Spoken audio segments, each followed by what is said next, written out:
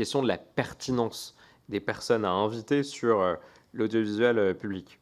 Vous n'ignorez pas que depuis 46 ans, le peuple iranien est plongé dans l'obscurantisme, dans la terreur la plus brutale, par une dictature islamiste, des mollahs, un régime qui viole, un régime qui torture, un régime qui exécute en place publique tous ceux qui osent défier ses propres lois. Depuis plusieurs semaines, les Iraniens sont descendus dans la rue pour tenter de mettre fin à cette tyrannie. Ils paient leur soif de liberté au prix du sang. Le Times fait par ailleurs état de plus de 17 000 morts, un chiffre qui est probablement sous-estimé, le régime ayant d'ailleurs coupé toute communication avec l'extérieur pour masquer l'ampleur de sa barbarie. Des images ont toutefois circulé montrant les agents du régime utiliser des armes de guerre contre sa propre population qui, elle, est désarmée. Pire, des rançons sont exigées aux familles endeuillées pour récupérer leurs corps de leurs proches qui sont assassinés.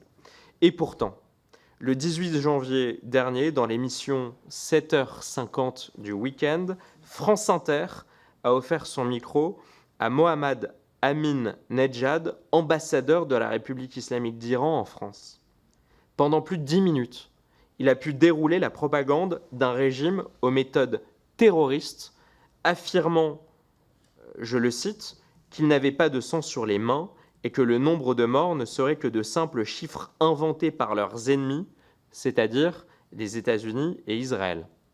Madame la Présidente, Madame la Médiatrice, comment pouvez-vous expliquer aux Iraniens que leurs propres bourreaux soient invités sur les antennes de l'audiovisuel public français?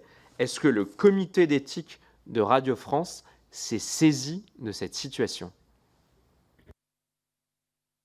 Nous ne nous sommes pas saisis de cette situation.